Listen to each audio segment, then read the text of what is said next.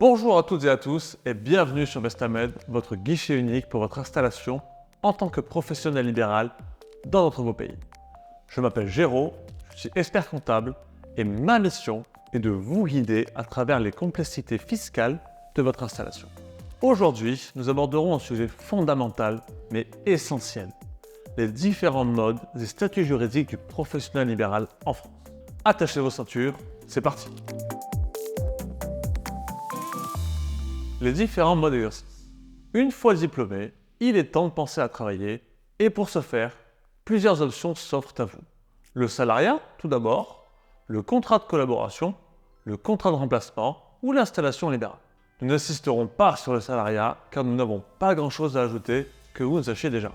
Le contrat de collab est bien évidemment conclu entre deux professionnels de la même profession et est exclusif de tout lien de subordination. Le collaborateur s'engage à consacrer à la collaboration et à la clientèle du co-contractant tout le temps nécessaire. Cela peut être notifié dans le contrat. Il doit préciser les conditions de la collaboration et le devoir de conseil. Chaque partie perçoit directement ses propres honoraires et le collaborateur doit en reverser malheureusement une partie au co-contractant selon le taux de reversion fixé au contrat. Chacun des contractants conserve la charge de sa responsabilité professionnelle pour laquelle il doit s'assurer personnellement et à ses frais. Idem pour les obligations comptables et fiscales qui restent à la charge exclusive de chacun. Dans ce cas, le statut juridique sera obligatoirement celui de BNC ou de micro-BNC. L'autre possibilité d'installation libérale consiste en un contrat de remplacement, cette fois, d'un confrère qui ne peut assurer sa charge professionnelle pour une période donnée et doit donc déontologiquement se faire remplacer afin de garantir une continuité dans la prise en charge des malades. Le contrat doit préciser l'objet et la période de remplacement et le remplaçant doit avoir la pleine disposition du cabinet médical dans lequel il va travailler. Le remplaçant doit utiliser des ordonnances ainsi que les feuilles de soins et imprimés préidentifiés au nom du docteur qui le remplace et ou sa propre carte professionnelle de santé dans son activité relative au seul patient du docteur qui le remplace. Les deux co-contractants procèdent à des déclarations fiscales et sociales indépendantes et supportent personnellement leurs charges fiscales et sociales afférentes au dit remplacement. Le remplaçant perçoit l'ensemble des honoraires correspondant aux actes effectués pour les patients à qui il ou elle a donné ses soins. En fin de remplacement, il ou elle reverse un pourcentage du total des honoraires perçus et à percevoir correspondant à toute la période du remplacement. Attention, les sommes reversées sont bien entendu déductibles des revenus imposables du remplaçant de son BNC dès lors qu'elles ont été effectivement versées. Une fois de plus, le statut juridique sera celui de BNC ou de micro-BNC. La dernière forme d'exercice concerne bien évidemment l'installation en libéral directement, sans passer par le contrat de collab ou de remplacement. La différence provient principalement du mode d'exercice sans reversion, aucune, ainsi que dans les possibilités de statut juridique plus étendues. Il s'agit d'un mode d'exercice à plus long terme, car dans ce cas-là, vous vous installez pour de bon avec tout ce que cela implique. Les différents statuts juridiques du libéral. En ce qui concerne le salariat, je n'ai rien de spécial à ajouter. Je pense que tout le monde ici maîtrise plus ou moins ses tenants et aboutissants. Toutes les autres formes d'exercice en libéral, avec ou sans contrat spécifique, nécessitent la création d'une structure d'exercice avec différentes possibilités. Le micro-BNC pour bénéfices non commerciaux.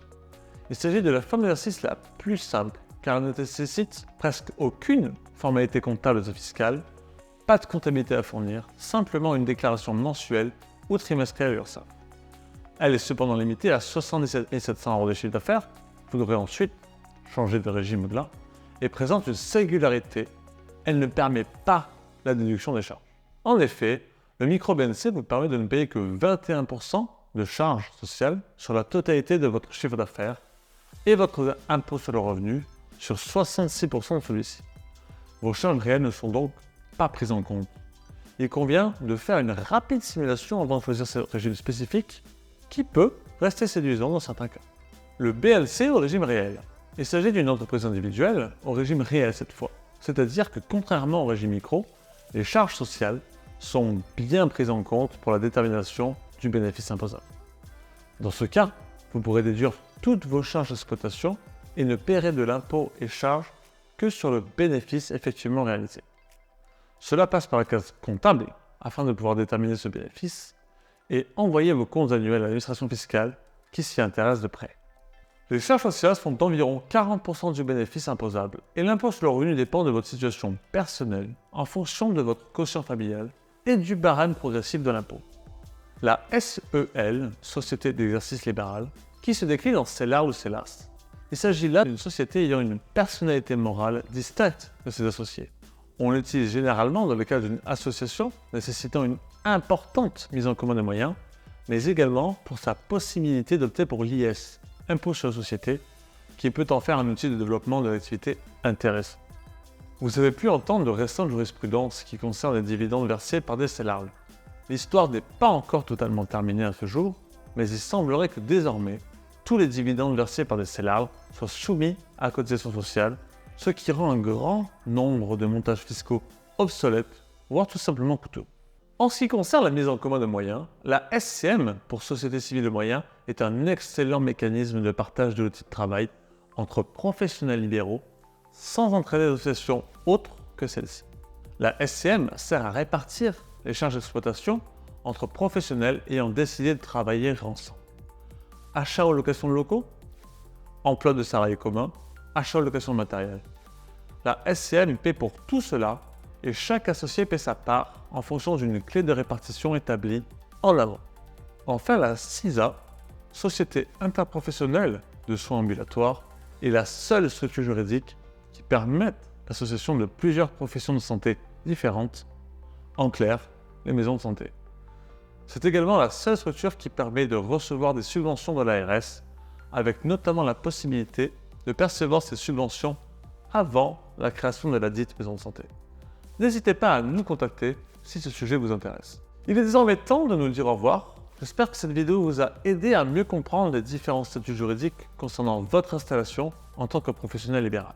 Nous prévoyons de réaliser d'autres vidéos plus détaillées sur chaque sujet, mais n'hésitez pas à nous faire part de vos sujets préférés dans les commentaires ou à nous contacter pour votre projet d'installation, bien évidemment.